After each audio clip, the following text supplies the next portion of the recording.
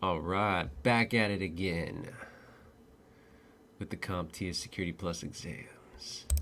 In a world where squirrels rule and dominate, one squirrel, the Chief Financial Officer, shall be attempting his CompTIA Security Plus exam. That's me.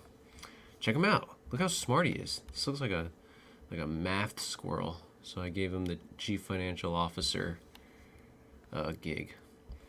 And I think I'm going to continue this series and just keep being squirrels. I like this whole squirrel deal. It's very squirrely.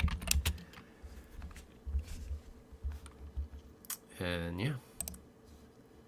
If you don't like it, you can get the fuck out of here, okay? But I'm definitely doing the Squirrel series. 2 days in a row. Let's go. Double AR. What's up, dude? Yes. Dude, this is my last week of studying, and then I take the exam on Monday, dude. So it's double time. We're doing double time, triple time. I'm going to try to do one every night until Sunday night, pretty much. So, back at it again. We got the CompTIA, and I'm only taking these one time. I'm not doing like second attempts, third attempts. So we're on the CompTIA Security Plus SY0-701 practice exam number 5. I felt like skipping 4. I don't know. I just wanted to do 5. And who knows? Let's see if this is the exam that kicks my ass. I'm still waiting for one that kicks my ass. But so far we've been getting like 80% on all of them, dude. You know? Like, hey. Not too bad, not too bad. I'm the Chief Financial Officer Squirrel today. CFO Squirrel. Looking sharp as fuck, dude. That's how I gotta start dressing when I go to work. But they don't pay me enough to dress that nice. Hell no. 4 was the easiest one out of the pack. What? Oh, so dude, you already took all these? This is the practice exam. Oh, wait, hold on. This was the practice exams set number 1. So I got set 1 and set 2. You're saying 4 was the easiest one out of the pack. What? Damn, now you got me curious. Maybe I should take 4. Let's do 4 then.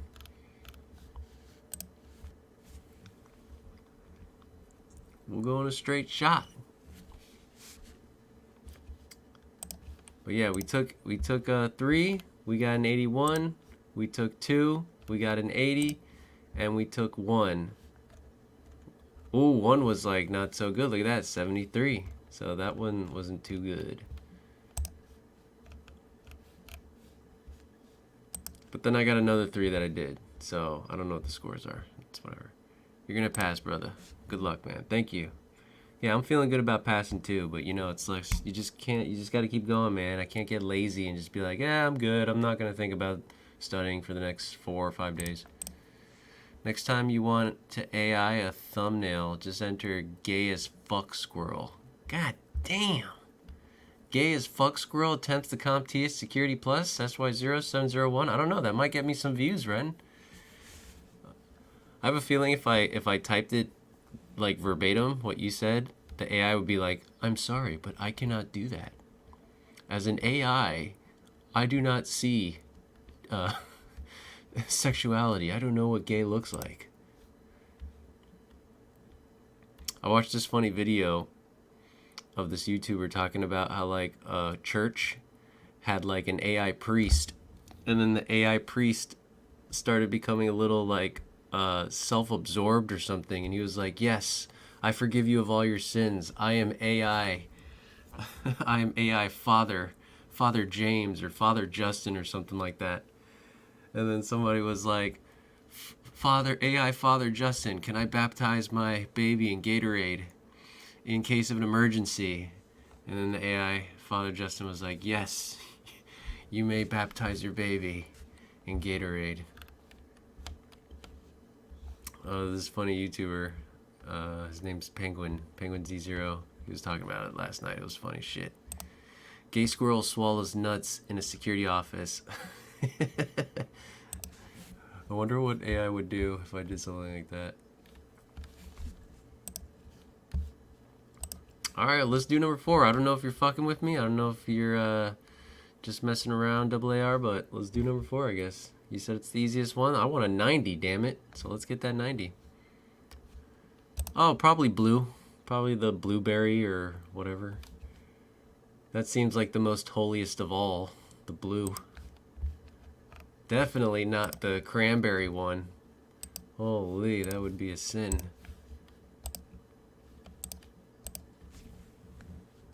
Alright, let's get started. Reno, it was good seeing you, bro. I don't know if you're mad at me or not. I don't know. Are we cool? Are we friends or what? I don't know what the fuck's going on with you and Tanya, but like, I don't know. I don't know what to do. Just give it like a month or two and then say hi to her. Maybe she'll be like cool as fuck with you again. I don't know what the whole situation is with that. I'm just gonna stay in my lane over here on the John Oof Coins channel, where I don't talk about coins anymore. Really, I haven't gotten a good box of coins in so fucking long, dude. I hate it. I keep getting boxes every week, and I want to get a good box so I can live stream it and show it off and try to maybe some of the new tech people who are subscribed to my channel can learn a new hobby and be like, whoa, look, coins? I could do coins too, you know? But I haven't gotten a good box lately to fucking do any coin roll hunting. So there's nothing fun to show off. Son of a bitch. You have not been staying in your lane, sir. Oh well. I try. But I guess I'm not good at it. Alright, I'm gonna get started. Here we go. 5 people watching. Thanks for coming by, 5 people. If you drop in, drop out, or if you want to take the test with me, by all means, go for it. We shall take this test to silver coins. So AAR, I usually get boxes of $50, and I go through them and I look for silver, right? But like the last 5 weeks, 5-6 weeks has just been like shit, nothing. So it's not fun live streaming unless if I know I'm gonna get a good box, and I haven't been getting a good box lately. So, but yeah, $50, dude. Give it a try. Give it a try. All right, here we go. I'm gonna full screen this. Thanks for coming by, guys. Good seeing you, AAR. If I don't see you again, I'll probably take a break somewhere around like question 50 or 40 or something. Renzineth, good seeing you, man. Let's see how smart I am now. I did study on my zero trust architecture. I'm feeling pretty good about that. We got policy enforcement points, which shoot you over to the policy administrators and the policy decision points, and then they shoot you over to the policy engine. Policy engine just starts turning on the gears and opening the doors and being like, all right, you're cool, you're cool. And then the policy enforcement point keeps an eye on you with its zero trust because it doesn't trust you. That's the whole point of zero trust. Policy enforcement point does not trust you at all, and they'll kick you out. All right, let's get going. How's it look here? That looks fine. Let's do this. Here we go. You are a security analyst tasked with investigating a suspected security breach incident. You decide to examine the firewall logs. Which of the following pieces of information would be most valuable in this firewall log to investigate the incident? So we had a security breach, and we're examining firewall logs. So connection details, including source and destination IPs, timestamps, and ports used in the last week. Security breach incident, a summary of the amount of data bandwidth and throughput by each department over the previous week. The number of software updates performed last month, when they were completed, and what was installed. I don't know about that one. The details of the website purchases made by employees during lunchtime. I feel like that's more of like a proxy rather than a firewall. It's probably one of these two. Connection details, including source IP addresses, timestamps, ports used. Yeah, I like that one. Summary of amount of bandwidth. I don't know about that. Amount of bandwidth, throughput. Firewall? I don't know if that makes sense. I'm going with this one. Susan, the lead system administrator at Kelly Innovations LLC, is working on establishing a secure baseline for each company's servers. Part of her strategy is to ensure the servers aren't vulnerable to unnecessary exposure. Which action is most appropriate for her to take initially? So, baseline for company servers. Ensure the servers aren't vulnerable to unnecessary exposure. So allow ICMP echo request pings to all servers. Oh yeah, that's a good idea. Not. Enable SNMP with public community strings for monitoring. Maybe. Part of our strategy to ensure that servers are invulnerable. Disable TCP UDP ports like 23 and 135. 23 is Telnet. 135 is NetBIOS, I think. That would probably be a good idea. Or enforce SSL and TLS 1.0. No, I think we're on like 3.0 now. So that's probably not one. I think it's this one. Yeah, get rid of Telnet and NetBIOS. That makes the most sense. Wait, which action is most appropriate? Oh, no. Yeah, disable. Enable SNMP with public community strings for monitoring. I don't know what this public community strings mean. I'm going with disable that one. Which of the following best enhances the security by exponentially increasing possible combinations? Longer key length, block cipher mode, hash collision, or key clustering. So which of the following best enhances the security by exponentially increasing possible? So hash collision's out. Longer key length, block cipher, or key clustering? What is key clustering just key stretching? Is that another way of saying key stretching? Exponentially increasing possible. Is it key clustering? Block cipher mode? Fuck. Alright, that's going to be our first star. An IT technician is implementing a method to encrypt the operating system, program files, user files, and other data on a drive. Which of the following encryption method is being used? Encrypt the operating system. The whole thing? Program files, user files, and all other data on the drive? It sounds like full disk encryption, right? Sounds like a lot of encrypting going on. File level, database, partition. I'm going with full disk. An organization deploys numerous specialized devices with software hard-coded into their firmware. These devices cannot be easily updated or patched. Which security concern is most directly associated with this type of system? Microservice architectures, high availability systems, zero trust model, or embedded systems? Which security concern is most directly associated with software hard-coded into frameworks that these devices cannot be updated or patched? I guess embedded systems. Microservice? No, I don't like any of these other ones.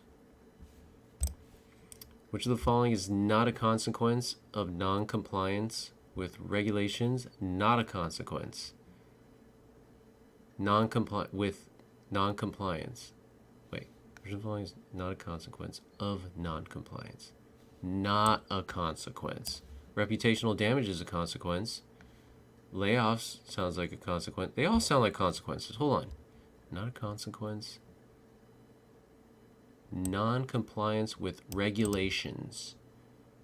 Regulations can bring you fines. They could bring sanctions. I guess layoffs? Reputational damage. Non-compliance with regulations. If someone gets caught stealing money, that could be fines, sanctions, and reputational damage. But maybe people don't get fired. Right? Which of the following is not a consequence of non-compliance? So layoffs would be a consequence of something else. I don't know. I'm going with layoffs. Which of the following terms refers to a method that involves packaging an application and its dependencies into a lightweight and portable unit? That would be containerization.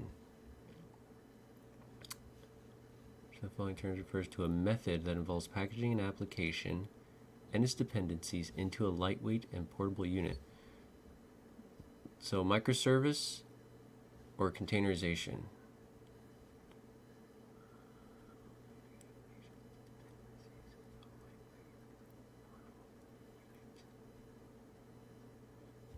Damn, man. Containerization or microservices? I guess we'll come back and think about that one harder later. Sarah, a junior developer, has been given access to the development environment. However, she finds that she doesn't have the ability to make changes in the production environment.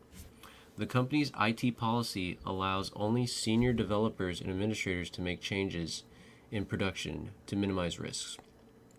Which of the following best describes the security principle the company is adhering to? So she's been given access to the development environment, but she doesn't have the ability to make changes in the production environment. Which of the following best describes the security principle? It'd be like the principles of least privilege. The company's IT policy allows only senior developers and administrators to make changes in production to minimize risks. It's not mandatory access control, discretionary access control. I feel like it's just principles of least privilege.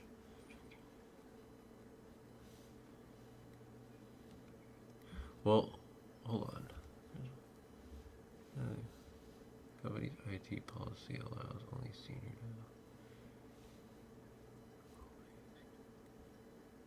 Damn, these are some hard-ass questions. So I'm thinking it's this one or this one. I want to go with principles of least privilege. Which of the following techniques allows an attacker to eavesdrop on a wired network by connecting their device directly to the network cables? I mean, wiretapping, port mirroring, packet sniffing, man-in-the-middle attack. Eavesdrop on a wired network by connecting their device directly to the network cables. Sounds like wiretapping. I'm going wiretapping. When implementing changes in an IT system, which practice highlights the importance of attempting a trial run of most significant or major changes before full implementation?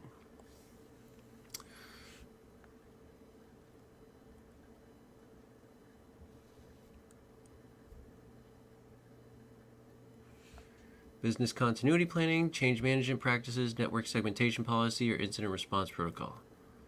I guess change management practices. That might be a freebie. Yo-Yo Toys recently implemented a firewall to protect its internal network from external threats. The organization wants to modify the firewall rules to enhance security and reduce potential attack surfaces. Which firewall rule modification would be the most appropriate for the organization to enhance security? Probably like a implicit deny all with whatever they need. So restricting incoming traffic to specific necessary ports or sources, enabling port forwarding for internal servers to the public IP address, creating firewall rules that prioritize network performance, or allowing incoming traffic from any source that doesn't use the port. Okay, well, it's definitely not these two, right? Those two sounds kind of dumb. Restricting incoming traffic to specific necessary ports and sources sounds good. Enabling port forwarding for internal servers? I don't know if you do that. Which term describes the average duration needed to repair a system or component after a failure? That's the mean time to repair. The average duration. It's not the recovery time objective. It's the mean time to repair. Cloud service provider recently underwent an audit to confirm their compliance with international data security standards. The final report provided by the auditors served as an attestation of the provider's security measures. What does this attestation signify to the cloud service provider's clients? It assures that the provider's security controls comply with established standards. I like that one.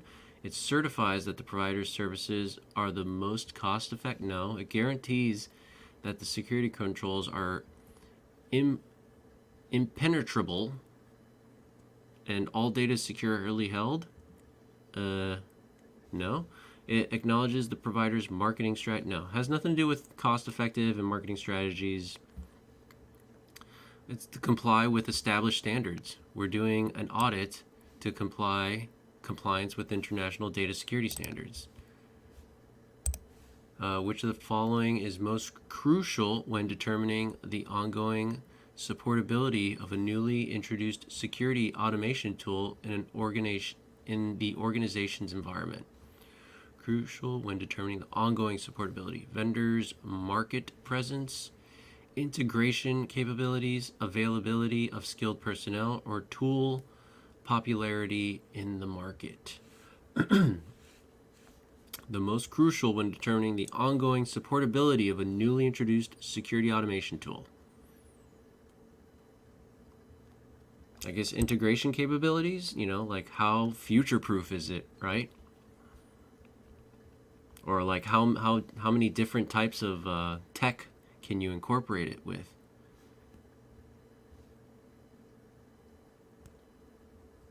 Availability of skilled personnel. There's people who just specialize in Windows XP still in the year 2024.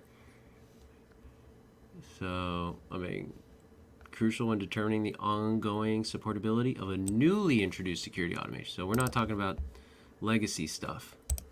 Which of the following threat actors is most likely to be motivated by wanting to gain access to a data to be used to gain a strategic advantage? A strategic advantage.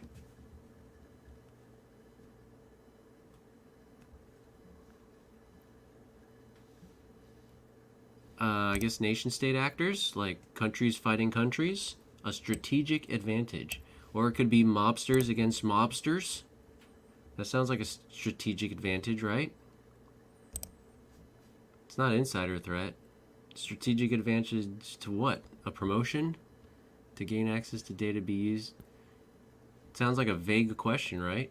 I think it's nation-state actors. A strategic advantage as far as like the market and politics and stuff. Dion Training recently concluded a month-long vulnerability assessment on their network infrastructure to ensure that the management team understands the potential risks and required actions. Which document is crucial to prepare and present?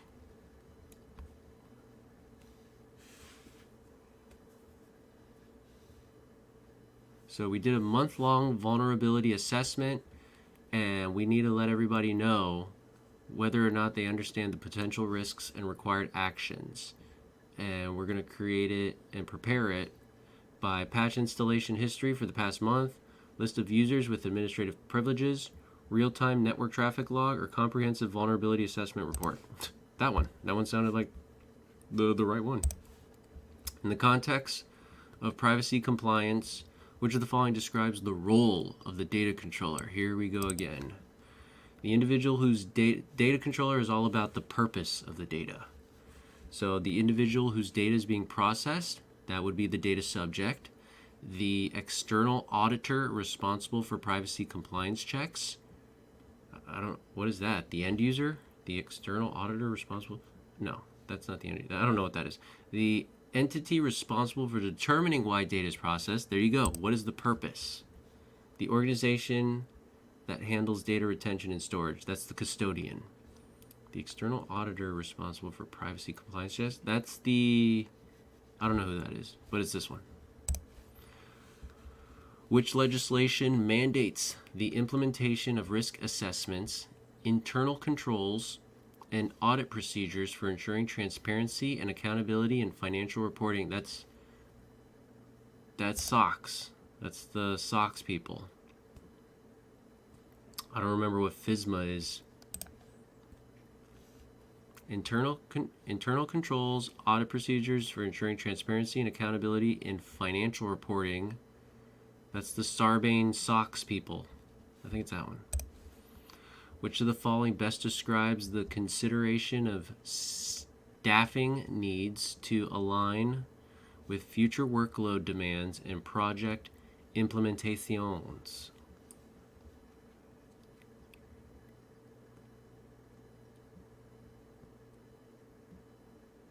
Personal training, employee onboarding, human resource capacity planning, or role-based access control? Well, it's not that one. So now we're up to 3.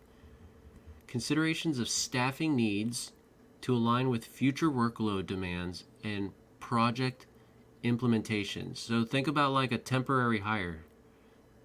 Human resource capacity planning, employee onboarding,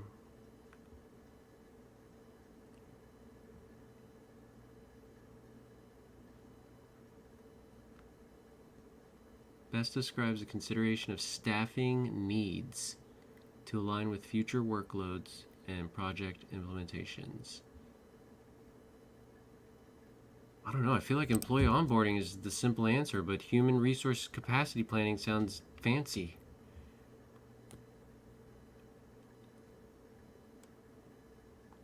Consideration of staffing needs to align with future workload demands and project implementation. Employee onboarding. No, human resource capacity planning. Employee onboarding is something different. In a large financial institution like Kelly Financial Solutions, which of the following best describes an example of a task that an IT technician might be prohibited from doing without special authorization due to security concerns? Downloading and installing third-party software from the internet, checking their corporate email, installing a recommended software update, or using the office printer for printing documents. I guess this one, third-party software from the internet. Everything else sounds like just you're going to work. Checking your corporate email, you're working. Installing a recommended software update, you're working. Using the office printer for printing documents, you're working. This one's kind of iffy. Third-party software from the internet? Where'd you get that? Which of the following terms refers to... Wait, it was... The best describes an example of a task that an IT technician might be prohibited from. Okay, yeah. Which of the following terms refers to a computer systems that are integrated into larger devices? Those would be...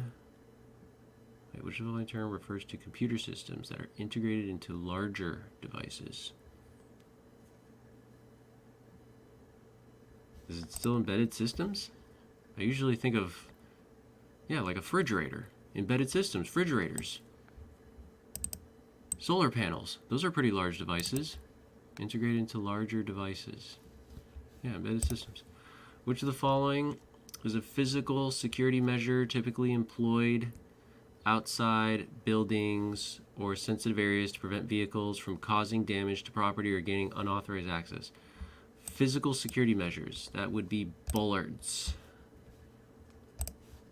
Right? To prevent vehicles from causing damage to property or gaining unauthorized access. I mean, wire fencing could work too. But I think it's bollards. That name is investigating an incident. She found a hidden program that monitors the network traffic and captures sensitive information. Which of the following types of malware is most likely involved in this incident?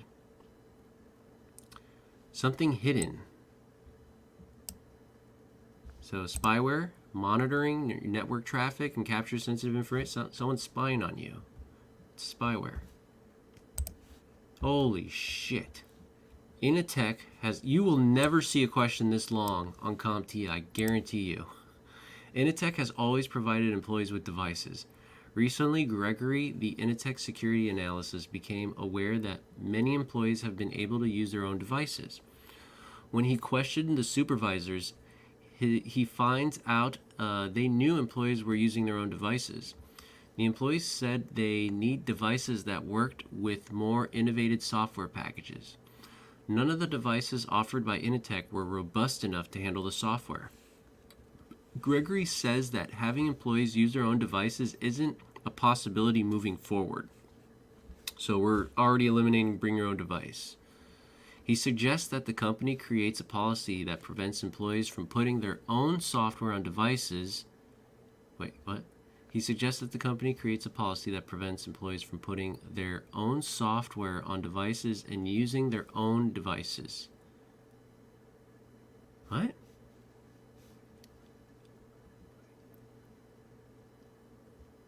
Their own software on devices and using... Okay, to address employees' needs, but he suggests Initech provide a broader range of devices and purchase the software employees need. So we got... Okay, Initech will buy the devices for the employees. Which of the following deployment models is Gregory most likely to... So... It's one of these three.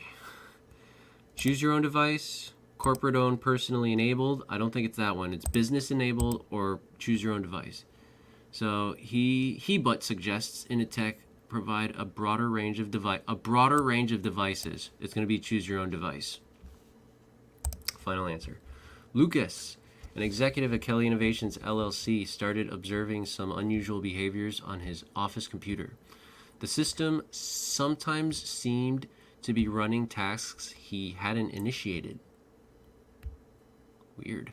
Lucas asked the IT department to check the machine for signs of malware. IT couldn't find any suspicious files or traditional malware footprints on the system. However, they noticed unauthorized changes in the system's registry values and detected activity suggesting the use of PowerShell scripts to execute tasks. Further, these scripts were leveraging legitimate system scripting tools for scanning and configuration activities. Which type of malware is Lucas' computer most likely compromised with? I guess fileless malware? He didn't find anything, but something's going on with PowerShell. It's not a worm. It's not a spyware. And I don't think it'd be bloatware. Nothing talking about about a bloatiness. It's fileless. Which of the following statements best explains the importance of APIs for security of an organization? APIs automatically generate and enforce complex password policies. I don't know about that. APIs provide real-time monitoring and analysis of network traffic to allow immediate response times. APIs enable the automation and integration of diverse security tools and systems. I mean, that one sounds pretty neutral. APIs automate the process of user authentication, which prevents unauthorized software from being introduced. I'm going to go with this one. In an IoT architecture, which of the following is the most critical consideration to secure connected devices from vulnerabilities? IoT architectures, network segmentation. Which of the following is the most critical consideration to secure connected devices from vulnerabilities? Device configuration standards, encryption protocols, patch availability. Hold on here. IoT architecture. So you're introducing IoT into your network. In an IoT architecture, which of the following is the most critical considerations to secure connected devices from vulnerabilities?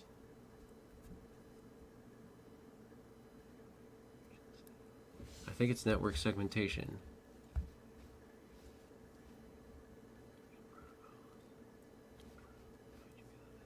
It's not patch availability. Secure connected devices from vulnerabilities. Device configuration standard. No. I'm going to go with that one. I'm going to go with that one, but I'm going to start. I want to think about that one longer. Which of the following encryption standards is primarily used for securing data at rest and in transit through symmetric key cryptography? Data at rest and in transit.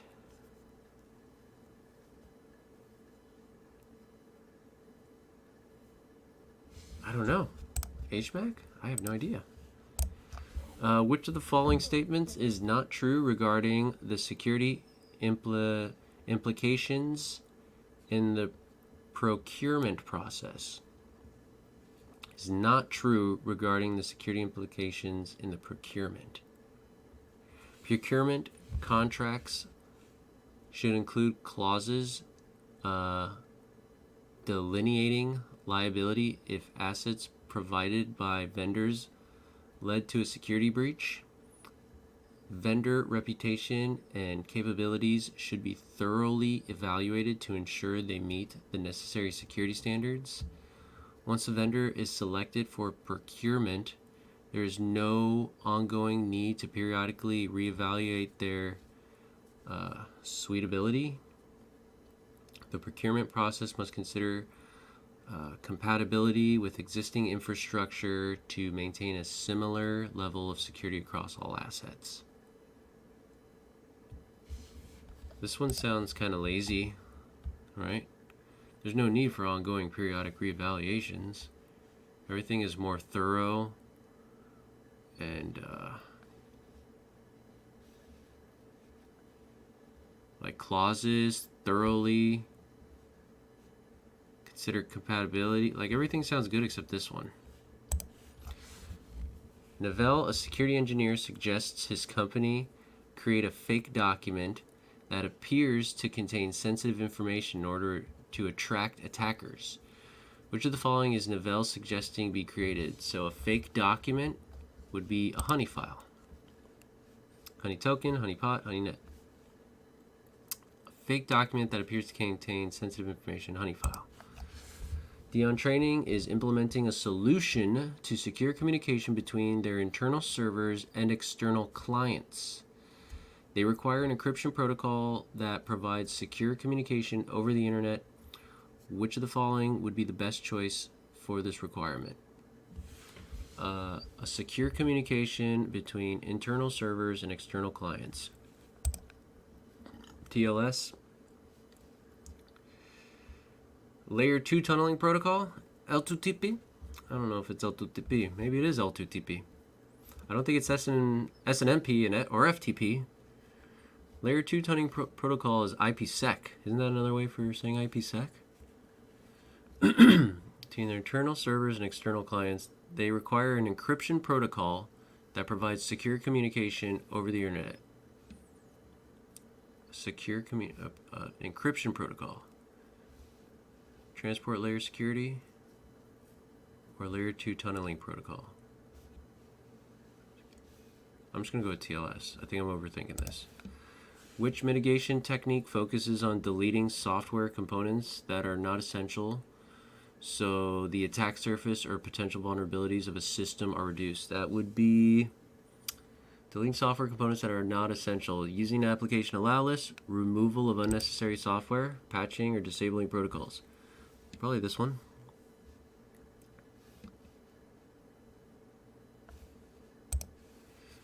Sasha Kelly Innovations LLC is responsible for maintaining the financial records of several clients. Given the sensitivity and importance of this data, as well as compliance regulations, which backup strategy should she prioritize to ensure minimal data loss? Differentials, continuals, monthlies, or dailies? Well, I don't think it's monthly. And I don't think it would be, I guess, just continuous, right? As well as compliance rate, which backup strategy should she prioritize to ensure minimal data loss? A continuous backup? Daily sounds good. Daily incremental backup sounds pretty good.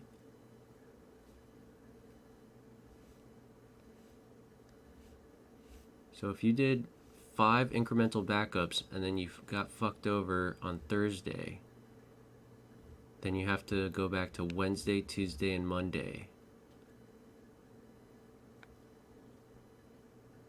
We're going to go continuous.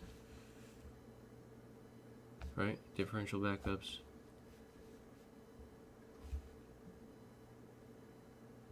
Dude, these questions are so dumb sometimes. Either they're dumb or I'm dumb. Continuous. Continuous star. Continuous star.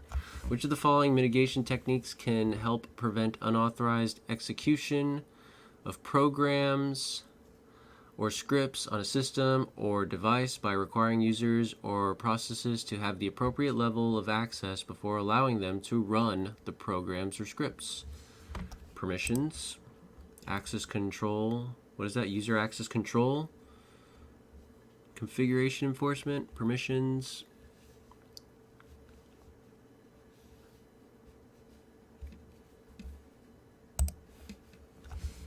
David, a security professional at Kelly Innovations LLC, is collaborating with the HR department to identify potential security threats that the company might face.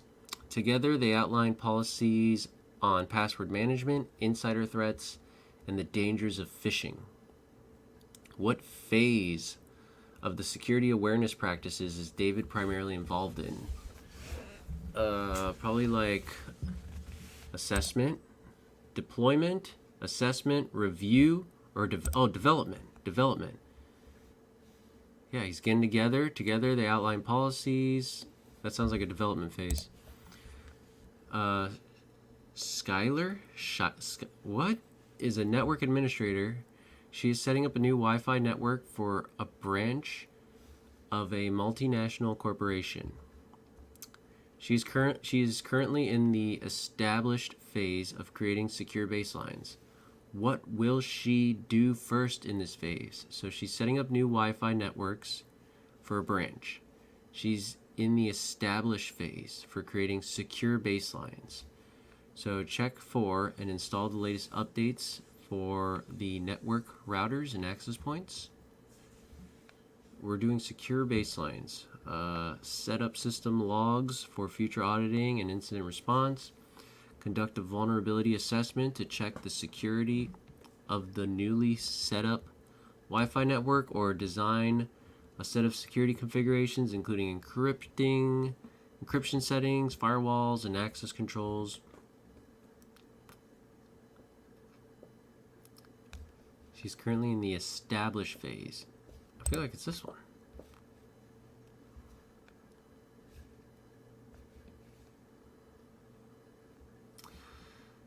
Dude, I'm so burnt out on this Security Plus. Is everybody behaving? Nobody's typing bad words in my chat, right? Okay, good. Oh, dude, you really did take this, huh? This is actually, dude, practice 4 is kind of hard. You find a USB drive in the parking lot. I'm going to go with removable device, right? In a lot of your office. It looks like a USB drive your coworkers have. You plug it into your computer to see if there are any documents that show it belongs to your coworker. You see a file named resume.x and double click it. The file then launches a hidden program that installs a keylogger into your computer. Nice. What kind of threat vector was used in this attack? Removable device. Default credentials, unsecure networks, file-based. The threat vector was removable device, right? Yeah, the threat vector. The vector, what happened was removable devices. Dion Training is looking to enhance the security of their enterprise infrastructure by detecting and analyzing malicious activity on their network in real time. They need a solution that can monitor traffic, identify suspicious patterns, and send alerts for immediate action. Which of the following would be the most appropriate solutions to apply in this scenario? So, monitor traffic, identify suspicious patterns, and send alerts for immediate action. I'm kind of leaning towards IPS's. Detecting and analyzing malicious activity on their network in real time. Intrusion prevention systems work in real time. They need a solution that can monitor traffic, identify suspicious behavior, and send alerts. Yeah, suspicious patterns, IPS. Network sensors won't do that. I'm going with IPS's. Which of the following statements is not true concerning the significance of data loss prevention? Not true. DLP solutions help to safeguard sensitive data from being unintentionally distributed. That's true. DLP tools ensure confidentiality and integrity of sensitive data by enforcing data security policies. That seems true. DLP systems are essential to the development of business systems that prevents malicious actors from accessing systems. Or DLP systems have the capability to detect potential data breaches and take preventative action. I think that's true too. That's the whole point of it, right? Potential data breaches. DLP systems have well, can they? DLP systems are essential to the development of business systems that prevent malicious actors from accessing systems. I don't think that's true.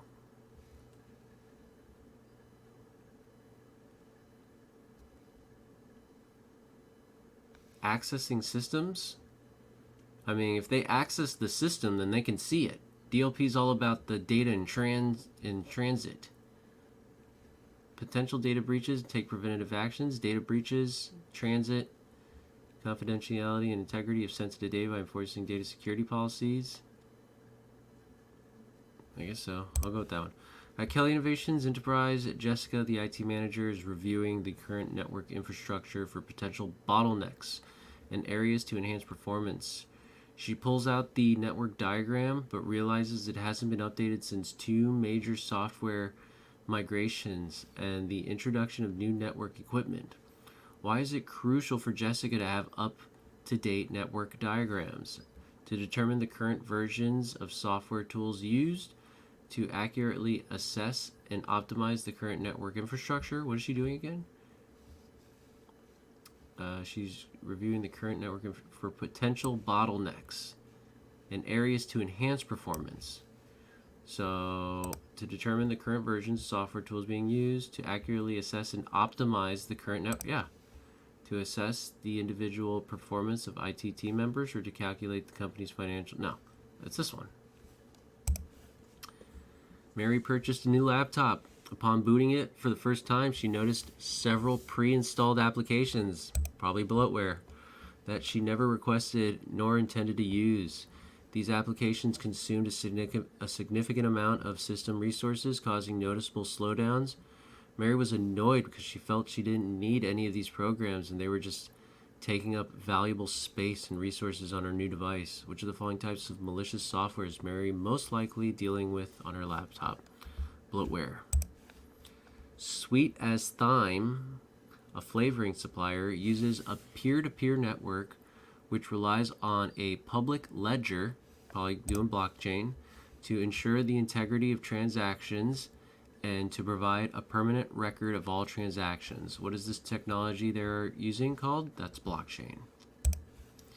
Jamario, a systems administrator at Dion Training Solutions, has been asked to configure the company's firewall to allow FTP traffic for external users, but only secure HTTPS traffic should be allowed from the internal network to the internet. After implementing the rules, Jason, a manager, reports that he can't access an external FTP site. Which of the following firewall rules could be the cause of this issue?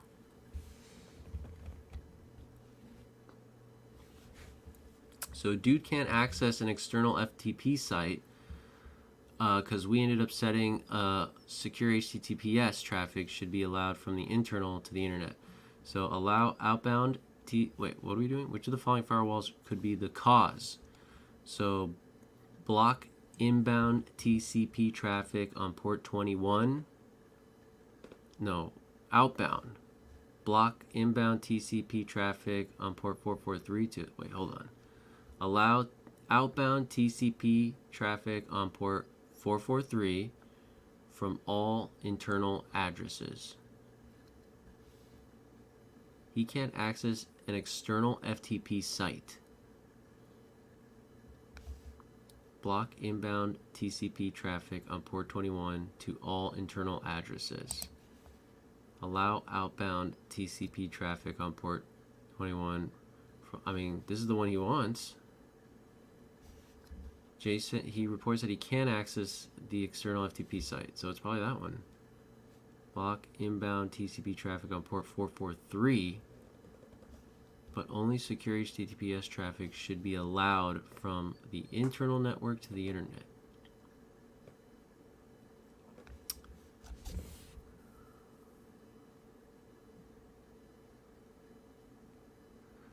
Block inbound TCP traffic on port 443 to all external addresses. Can't access an external FTP site. Okay, so oh my god, dude, am I fucking up? I got 50 minutes left and I'm not even halfway there. Oh, ugh. I don't think I'm doing too well.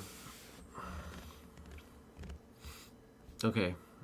After implementing the rules, Jason, a manager, reports that he cannot access an external FTP site.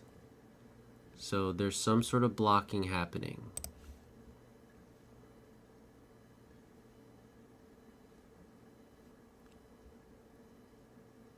I don't know, dude. I don't know if I'm overthinking it or what. Which threat vector utilizes malicious attachments or hyperlinks within communications?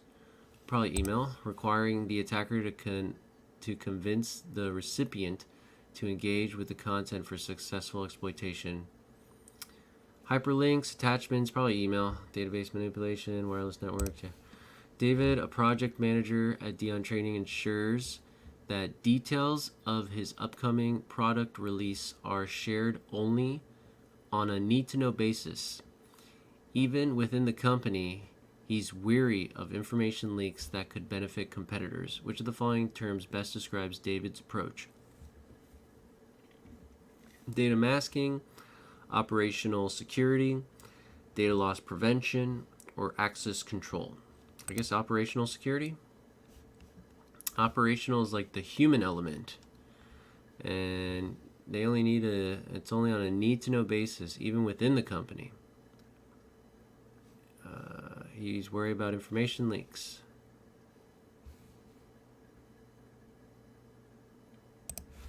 Dion Training has encountered frequent, advanced, and sophisticated threats. They need an integrated firewall solution that surpasses traditional firewall capabilities. Which of the following would be the best to address this? Well, I guess you'd go with the next-gen firewalls.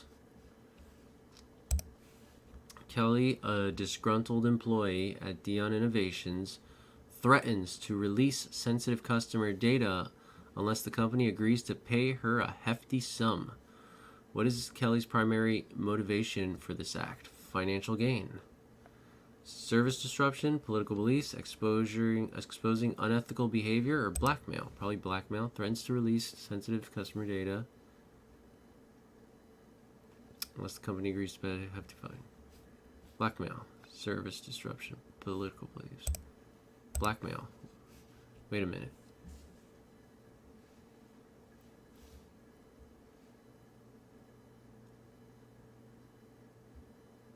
Blackmail is you do this for me, or I'll do this to you. Yeah, it's not service disruption. In which symmetric encryption method is plain text divided into equal-sized parts, potentially requiring padding to fit the designated size, and then subjected to complex operations based on specific key value? I have no idea. Block cipher. No idea. Montgomery Country is conducting penetration tests of their systems. They have provided names and titles of all employees. They have also provided information about the operating systems and applications used in their offices. No other information has been given. What type of penetration testing is Montgomery Country conducting? Okay, so they're emphasizing that no other information has been given, as if there is more information that they could have gave. So that would be a partially known environment. They provided names and titles of employees and information about operating systems and applications. No usernames or passwords, no port numbers, no IP addresses, just some information. We're going with partially known environment. And it's a penetration test.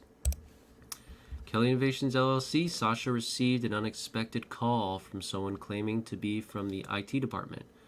The caller asked her to confirm her username and password for a system upgrade. Unsure, Sasha hesitated and asked the caller to provide some form of identification or a callback number. Which of the following terms describes the social engineering technique that Sasha encountered? That would be, well, it's a call, a vishing, farming, vulnerability set. It's vishing. Kelly Innovations LLC frequently develops and tests new software builds. Mary noticed that sometimes they need to revert to a previous build several times a day due to unexpected issues. Which backup frequency would be the most appropriate for their use case? Oh, you gotta keep backing up shit.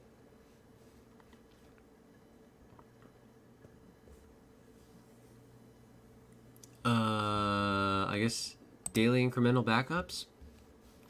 While backup frequent, which backup frequency most? They need to revert to previous build several times a day. Several times a day. So a continuous backup. That's like several. That's a continuous backup. You could do 5 backups in one day. Which of the following refers to standardized guidelines that provide best practices for securing various technologies and platforms? Standardized guidelines. SysRAM evaluation tool benchmarks by the Center for Internet Security. Tombstone policy for quantified files. Oh, what does that mean again? Tombstone. I gotta write that down. That's like a thing. What is Tombstone?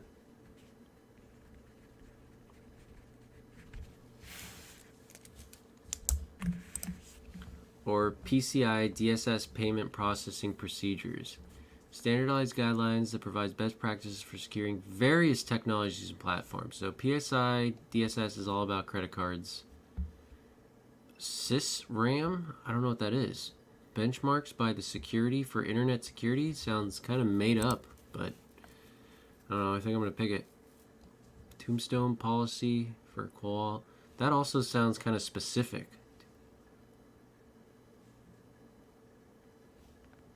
I'm going to go with this one. David, an IT manager at Dion Training, has been put in charge of labeling data. Which label would David use for sensitive client data to ensure the highest security? The highest security. Unclassified, of course. Internal, public, or confidential? I guess confidential. That sounds pretty high. Which of the following methodologies divides the creation and maintenance of software into discrete phases, emphasizing the integration of security throughout its stages?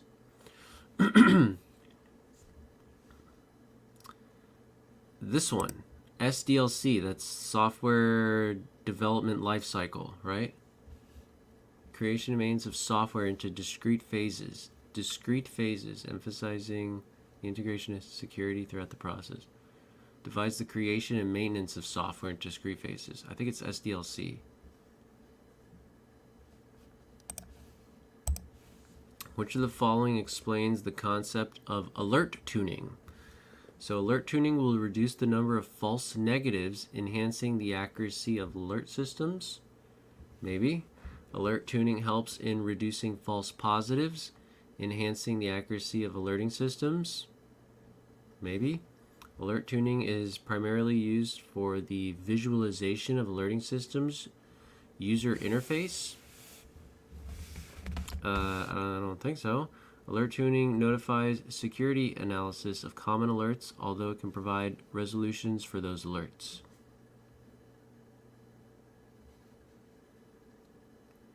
That's not alert tuning. Notifies the security analyst of common alerts, although it can... Alert tuning sounds like these two. Alert tuning will reduce the number of false negatives, enhancing the accuracy of alert systems. And alert tuning helps in reducing false positives and enhancing... Alert tuning is like finding that middle ground where you avoid false positives and false negatives, and you get it like just right. So it's not, it has nothing to do with visualization of the alerting systems user interface, right? Unless if you do have like some sort of graph showing you false positives and false negatives, and you get like that cross reference point. Alert tuning notifies security analysts of common alerts, although it can't provide resolutions for those alerts. So that's not true. So then maybe it is this one. Alert tuning is primarily used for the visualization of the alerting system's user interface.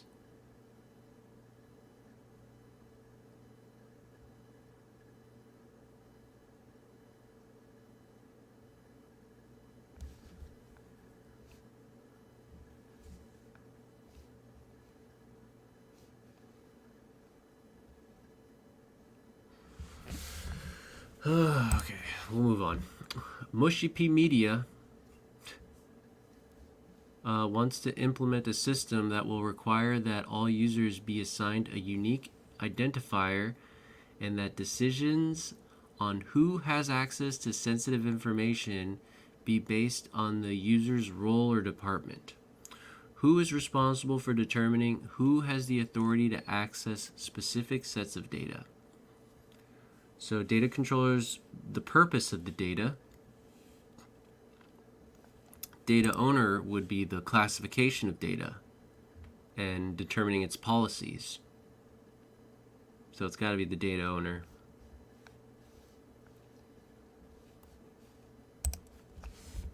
Which of the following is the best example of a system that does not interact with the network traffic and is primarily relies on detection?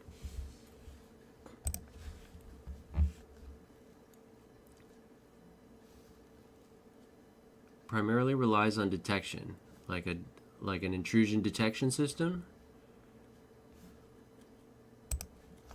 After the launch of their latest online campaign, customers of eShopHub reported being redirected to a different website with similar design but promoting different products. On investigation, the IT team discovered that the DNS entries were not modified, but the domain registration details were changed, making it point to a different web hosting service. Which of the following terms refers to this malicious act? Ooh. Well, they're saying the DNS entries were not modified, but the domain registry's details were changed. So is that domain hijacking? I think that is.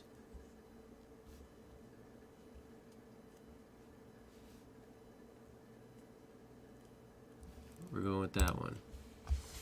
Jamario from Kelly Innovations LLC receives a call from someone claiming to be Enrique from the IT support team. The caller mentions that they need to adjust some settings on Jamario's system remotely and asks for his password. Which of the following social engineering techniques most accurately describes this scenario? Phishing, impersonation, yeah. Enrique from the IT support team, he's impersonating someone. Tailgating or vishing? Oh, it is vishing, but I think it's more impersonation. Oh, shit! Hold on. I just clicked something by mistake on my taskbar down here. Okay.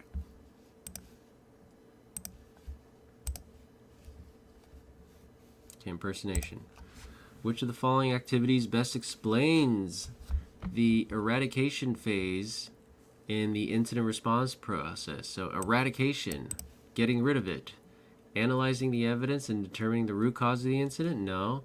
Brainstorming ideas to get rid of potential security problems? No. Taking steps to prevent any reoccurrence of the problem? I don't know, maybe.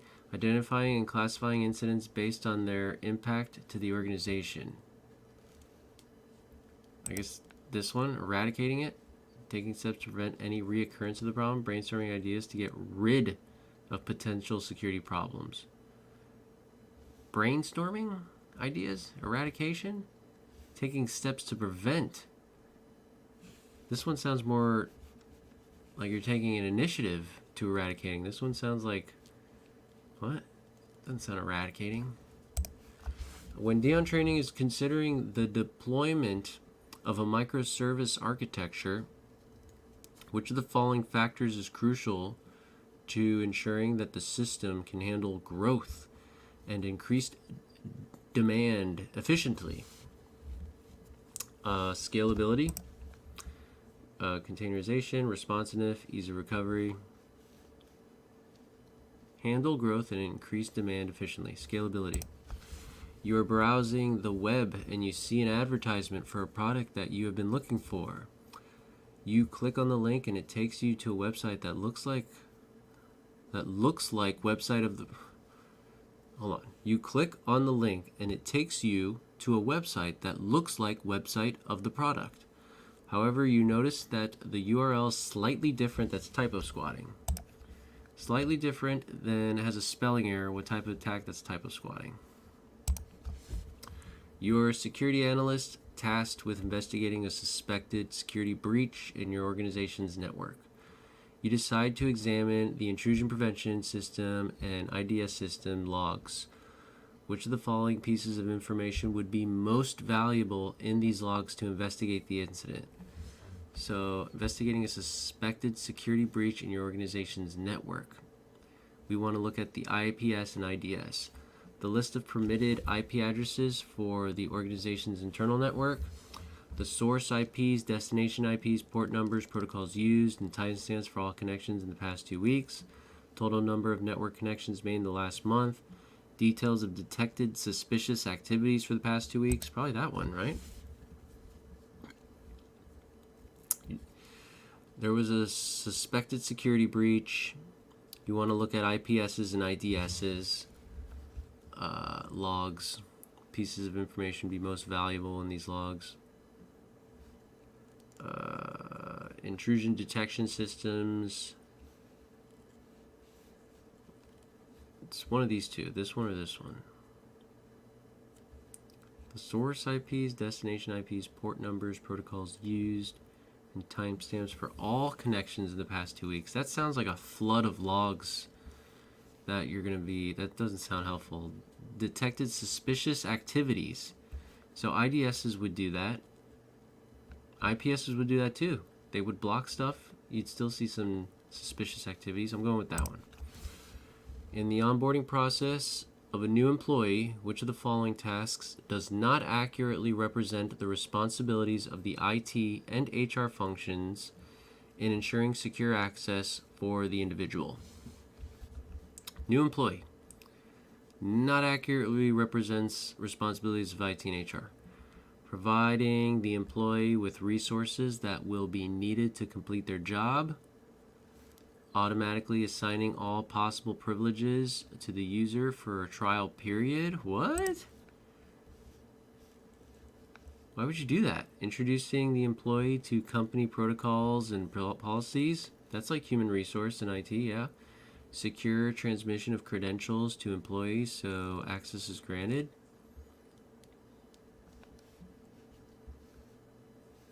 This one sounds dumb. Assigning all possible privileges to the user for a trial period. Which of the following types of penetration tests provides the tester with comprehensive knowledge of the target individual, including the system's architecture, design, and source code to identify hidden vulnerabilities? Whoa, I have no idea. What is it? What are any of these? Black box, gray box, white box? What? Comprehensive knowledge of the target environment. Is that a white box? Gray box sounds like in the middle. Black box sounds like you don't know anything. I don't know. Black box sounds dark. You're in the dark. White box sounds like you're in the bright. I've never seen this before. I'm going with white box. Maria, a cybersecurity analyst. Hold on, let me put a star there. Cybersecurity analyst is examining logs from a server with crucial financial data. She spots a few anomalies, a 2-hour-long gap without planned maintenance, a spike in outbound traffic to an unknown IP just before this gap, multiple failed logins from a foreign IP using valid usernames, and higher CPU usage during the log gap despite no recorded actions. Which of these observations should Maria be most concerned with? Probably the multiple failed login attempts from a foreign IP using valid usernames, and a higher CPU usage during the log gap. Probably this one, the longest one here. A spike in outbound traffic to an unknown IP just before the gap. A 2-hour-long gap without planned maintenance. Systems shut down, and it wasn't planned. A spike in outbound traffic to an unknown IP just before the gap. and multiple failed logins from a foreign IP using valid usernames. Which is the observation?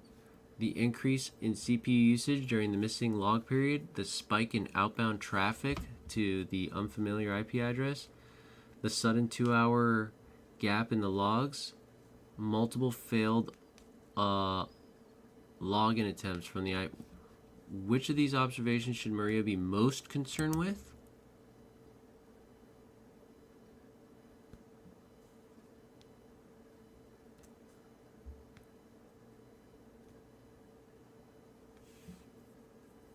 I guess the sudden 2-hour gap in the logs, because now you have 2 hours of no logs. Multiple failed login attempts from, I guess this one, right? You would have a lot of information if you had those logs of 2 hours length.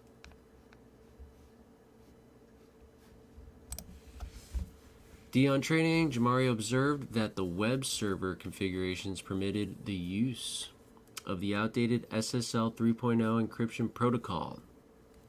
Aware of the inherent vulnerabilities tied to SSL 3.0, he recognized the risk of attackers forcing weaker encryption passwords. That sounds like a downgrade attack. Forcing weaker encryption standards. With these concerns in mind, he planned to discuss the matter in the next security meeting. Which potential risk is associated with Jamaro's observation at Dion training? Replay attacks, on-path attacks, cryptographic downgrade attacks, or probably that one, downgrade attacks. Which of the following best describes the proactive approach to ensure that an organization's IT infrastructure can meet future workload demands by analyzing current capabilities? Performance tuning, infrastructure hardening, redundancy implementation, or capacity planning? Probably that one. That one sounds right. Redundancy, nah. Infrastructure hardening, nah. We're going capacity planning. According to the most recent NIST guidelines on password policies, which of the following is not a recommended practice? Enforcing specific password complexity rules. So this is actually not recommended, because then people just start writing their passwords down. So it's that one. Which of the following is not a recommended practice? Enforcing specific password complexity rules. It sounds counterintuitive, but I think that's it. Blocking common passwords like dictionary words, that's a good one. Disallowing the use of username with the password. Disallowing the use of username, like actual word username. Allowing users to decide when to change their password. Is not a I think it's this one. Enforcing specific password complexity rules. As weird as that may sound, if things get too complex, people start writing their passwords on sticky notes.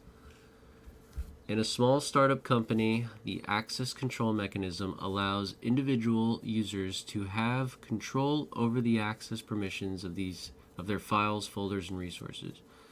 Each user can set access rights and determine who has access to their resources based on their own judgment. That would be discretionary. Based on their own judgment, which type of access control mechanism is being used in this scenario? Discretionary. A security officer at Kelly Innovations LLC is reviewing recent security incidents to assess potential threats within the organization. Some behaviors have raised concerns about a possible insider threat. Which of the following is a sign of a potential insider threat? Increased work hours, frequent unauthorized access, policy advocacy, or irregular system maintenance. Irregular system maintenance. I guess this one. Frequent unauthorized access.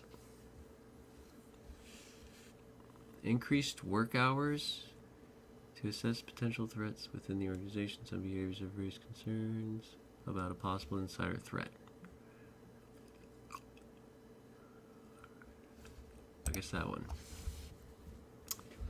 Dion Training Solutions is expanding its campus and setting up a new server room. Considering security principles for proper device placement, which of the following actions is most appropriate? What are we doing? It's expanding its campus and setting up a new server room, considering security principles for proper device placement. Okay. Most appropriate. Placing servers away from Windows so people won't be able to find them. Maybe. Installing servers in multiple rooms for redundancy. Huh? Locating servers in the main hallway. What? Centrally locating server rooms with limited access points. I like that one. Centrally locating server rooms with limited access points. Yeah, one room. One room. This one kind of sounds cool too. Placing server rooms away from the windows. But I think it's this one. Which threat vector involves an attacker targeting high-ranking officers? Whaling? No. High-ranking officers or departments within an organization, typically to fraudulently redirect financial transactions or obtain sensitive data. Wait, what? Which threat vector involves an attacker targeting high-ranking officials or departments within an organization, typically to fraudulently redirect financial transactions or obtain sensitive data?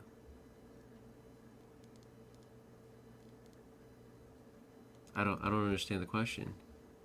Involves an attacker targeting the CEO or the bookkeeper within an organization, typically to fraudulently redirect financial transactions or obtain impersonation? Are you just like pretending to be someone, tricking them? It's not watering hole. Nothing. Voice call? I don't know. Is it happening over the phone? Business email compromise, typically to fraudulent.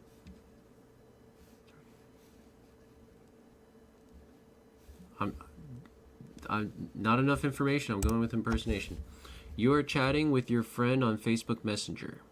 They send you a link to a funny video and asks you to watch it. You click on the link and it takes you to a website that looks like YouTube. However, the website then asks you to install a browser extension in order to play the video. You agree and you install the extension. The extension then hijacks your browser and redirects you to malicious websites. What kind of threat vector was used for this attack? SMS, watering hole. What is instant messaging? Is that what IM is? Facebook Messenger? Instant messaging? I think that's what IM stands for. It sends you a link. Asks you to click something and you clicked it. The threat vector was instant messaging, if that's what IM stands for. At VeggieCorps, the SOC team makes security policy decisions and directs other areas of the company to implement them so there's consistency across the company. What type of security governance model is being used? Hold on, I gotta take a break. Ugh. 75 out of 90, 22 minutes. We're doing good. We're doing good. I gotta take a break. Question 55 is a hit or miss. Didn't like this question, but I got it right. You will get stuck on 2 answers. Oh, you got me curious now. I kind of want to see what question 55 was. Dude, so AAR, are you still here? Did you take the Security Plus and did you pass it? Because you sound experienced, man. You sound like you already did all this.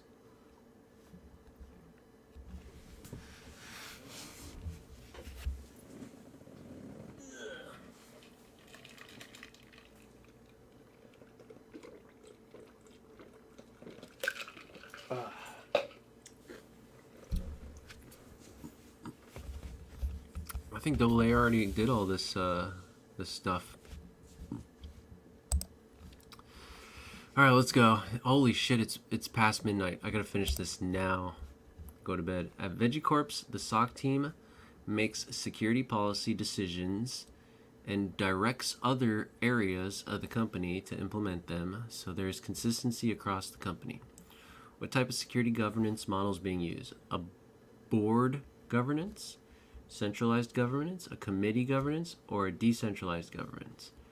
So the SOC team, security policy decisions, directs them, and directs other areas of the company to implement them.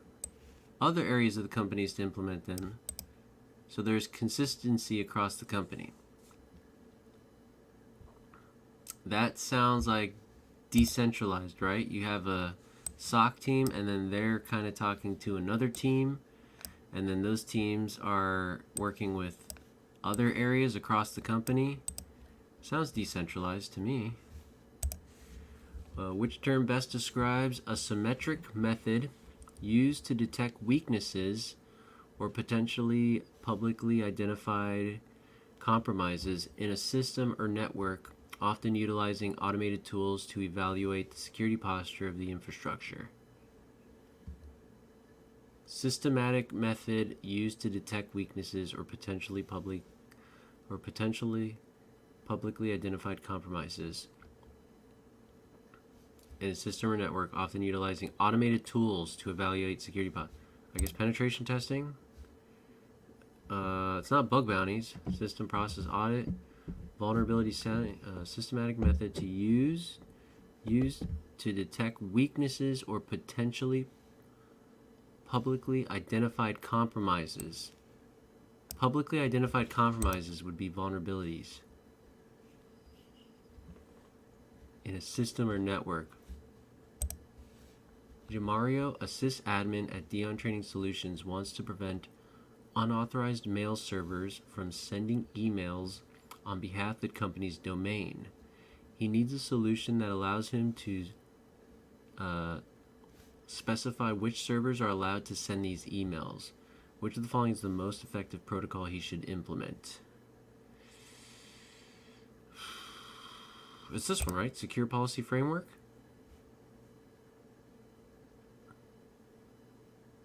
DMARC, DKIM. I think it's this one. The integrity of emails. Integrity of emails is SPF. Which servers are allowed to send these emails? Which IP addresses can send these emails? I think it's FPS. Which of the following best characterizes the method of bundling an application and its environment for consistent behavior across platforms? Software-defined networking, serverless computing, containerization, or logical segmentation. Bundling an application and its environment for consistent behavior across platforms.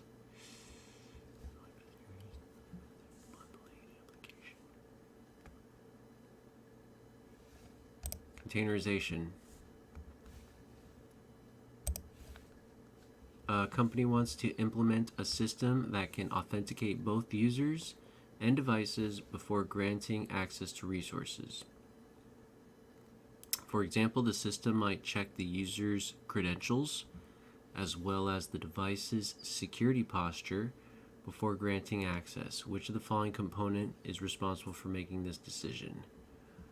Okay, dude, I just learned all this stuff. Come on, me. Policy engine, policy enforcement point, or policy administrator. So, a system that can authenticate both users and devices before granting access to resources. So it's not the policy engine. Check user credentials as well as the device's security posture. I feel like that would be policy enforcement point. Device's security posture for granting access. Damn, dude, I just feel like all three of these things do the same thing. I'm gonna go with policy enforcement point. Okay. Which monitoring technology would be the most suitable to gain a comprehensive overview of the health and security status of foundational IT components, including network traffic and interactions between servers.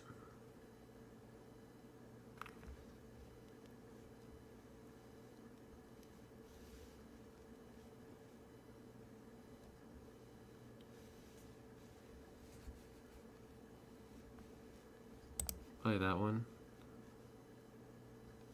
Gain a comprehensive overview. A comprehensive overview, log aggregation tools. The health and security status of foundational IT components, including network traffic and interactions between servers.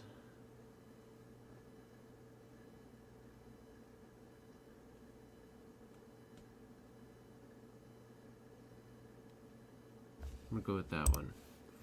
At Secure Tech Solutions, the IT team is developing a comprehensive disaster recovery plan to ensure business continuity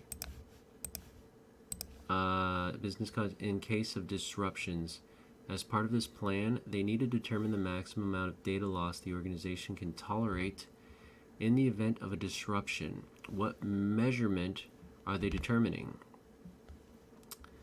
They need to determine the maximum amount of data loss an organization can tolerate. That would be the recovery point objective. Not that one, not that one, not. Recovery point objective. Which of the following statements best explains the importance of DLP in the context of vulnerability management? DLP is a cybersecurity tool that focuses on identifying and blocking malicious software and viruses to prevent data breaches. Best explains the importance of DLP. DLP is a network security technology. It monitors and analyzes network traffic to detect and prevent. No. DLP is a data encryption technique used to secure sensitive information stored in databases. DLP is a set of techniques and tools for preventing unauthorized transmission of data. I think it's that one. Reed is getting a new computer from his employer, Kelly Innovations LLC. He wants to remove all his personal data from his old computer, ensuring it's irretrievable. Which of the following methods should he use? Secure erase, system restore, disk defragmentation, or emptying the recycling bin? I don't think it's either of these two. So I guess secure erase. Ella works as an analyst for a company located in the United States. The company does business in Canada and is planning on conducting a survey of Canadian consumers. As she investigates plans for the survey, she discovers there are restrictions on how the data the survey collects is stored and used. What is this an example of? She discovers there are restrictions on how the data the survey. God, I hate these grammar errors. Collects is stored and used.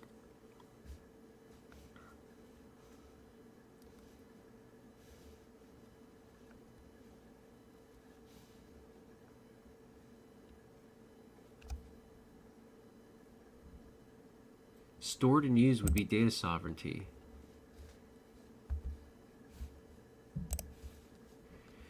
You are working remotely and you need to access your company's network resources.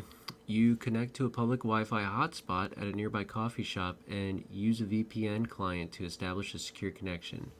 However, you notice that the VPN client is outdated. What type of vulnerability are you exposing yourself to?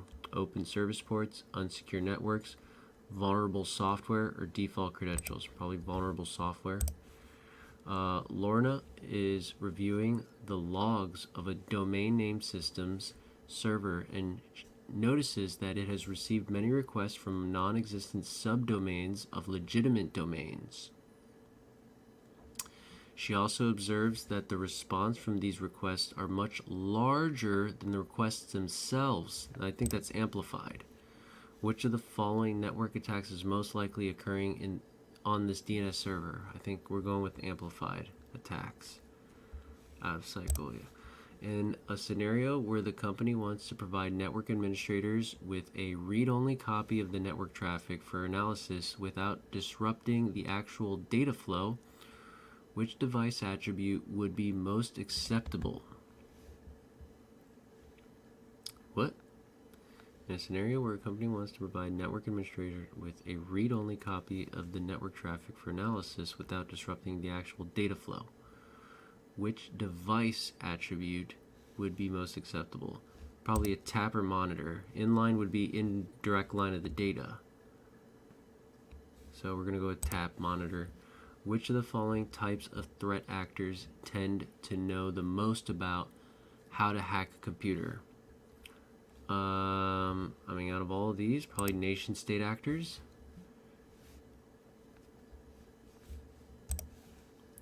Which of the following statements about the role of application programming interfaces is not true? APIs can reduce, I'm already going to put a star here. APIs can reduce the complexity of integration between systems, thereby making automation. I think that's true. APIs allow different software applications to interact. I think that's true. APIs create a standardized set of rules for how software components should interact, improving security and functionality. APIs are primarily used to enhance the user interfaces of security applications, making training, daily use, and incident response significantly easier.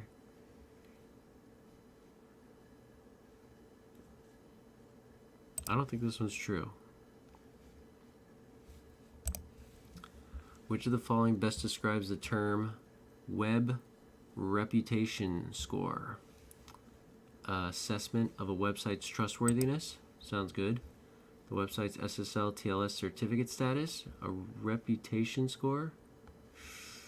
The loading speed and mobile optimization of a website, or popularity and frequency of the website visitors. So I feel like it's one of these two.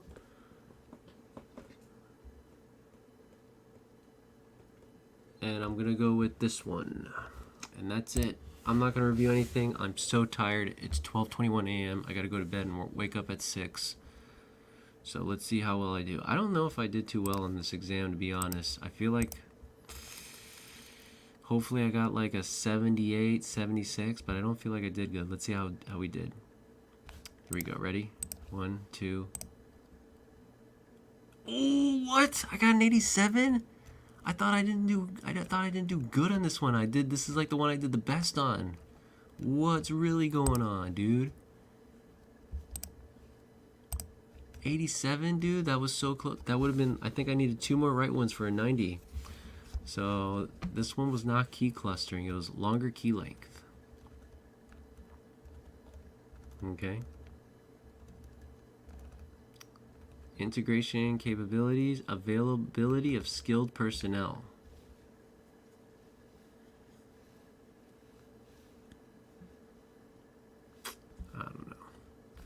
I don't know if I like some of these questions, to be honest with you. Patch availability. Most crucial consideration is secure connected devices, IoT infrastructure, IoT architecture. I guess, yeah, patch availability does make sense too. But is that really the most critical consideration to secure connected devices from vulnerabilities? Yeah, I guess so. I don't know.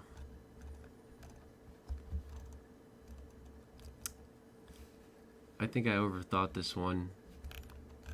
See, these are all star too, right? Look at star, star, star, which pretty much means like I wasn't sure.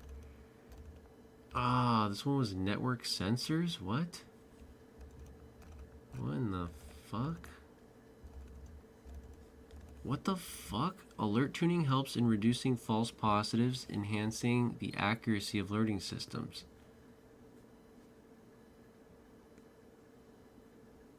Alert tuning... Wouldn't alert tuning also reduce the number of false negatives?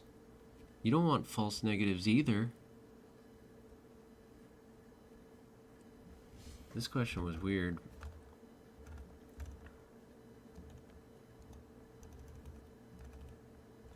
Business email compromise, targeting high-ranking officials and departments within an organization, typically I don't know. I don't know what the fuck they were trying to convey here. Ah, centralized governments. What happened? I thought we were being all decentralized. Son of a cigarette. It was the policy engine. I thought that was like the one I thought it wasn't. Ah, it was a NIDS? You're a NIDS. Dang. I got that one wrong too. Hey, not bad though. Dude, we got an 87? What's really going on? And it's saying something about one skipped again. I think these tests are broken. I don't know why it says that. One skipped. Hey, we did pretty good. 87. Not bad. Go me. Good shit, man. Yeah. I can't believe I did that one. I can't believe I did that good, dude. I thought I was going to get like 70. I didn't feel too confident.